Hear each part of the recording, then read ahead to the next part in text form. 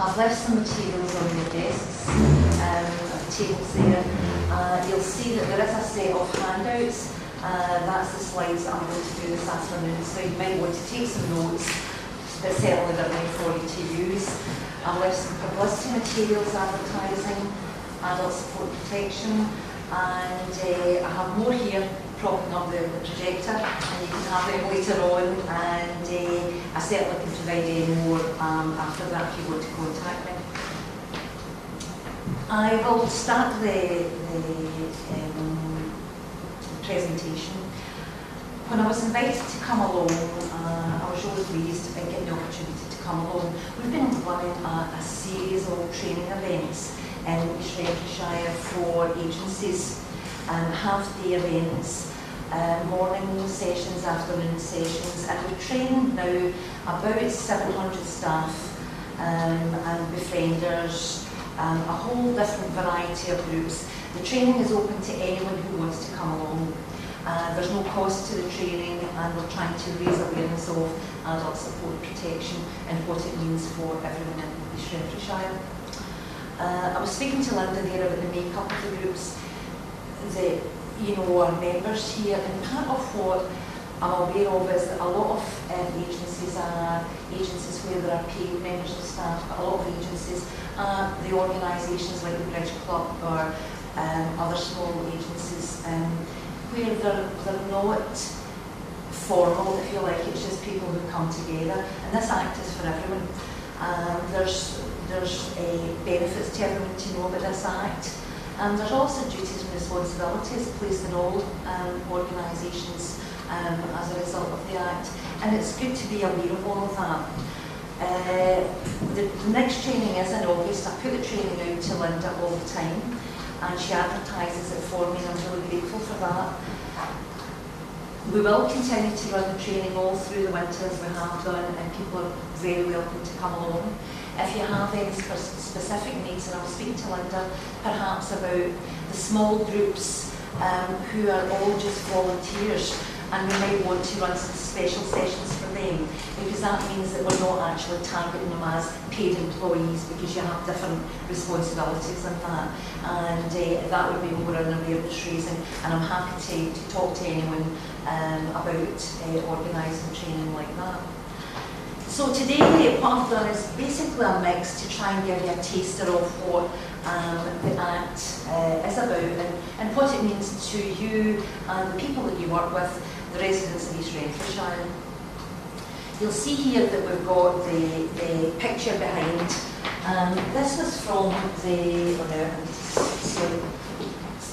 light here. This was from the Scottish Government campaign that ran in October. It ran for several months. There's a telephone helpline that's still open, and you can see there that what they're trying to portray is the types of harm that might happen to an individual. Below that, we've got the East Renfrewshire Adult Protection Committee logo, and you'll see it on the banner here. The colours, the branding that we have there. And the branding there is the Adult Protection Committee, which comprises of all the authorities, the public authorities in East Renfrewshire. And that's in health, police, the council, the CHCP, police, fire service, a variety of other procurator, fiscal has a seat, care commission has a seat, mental welfare commission have a place in the committee. They don't always come, but they always get the information that's sent out to everyone. So it's that banner, and it's that banner that I would encourage you to look for. So you won't see the CHCP logo, you'll see the branding of the Adult Protection Committee. Adult Support Protection Act came out in 1st of October, 28th of October 2008. That complemented other existing legislation that we actually had in Scotland.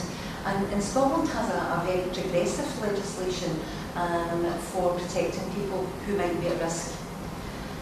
Three pieces of legislation: the Adult Support Protection Act, the Mental Health Care and Treatment Act, and the Adults with Incapacity Act.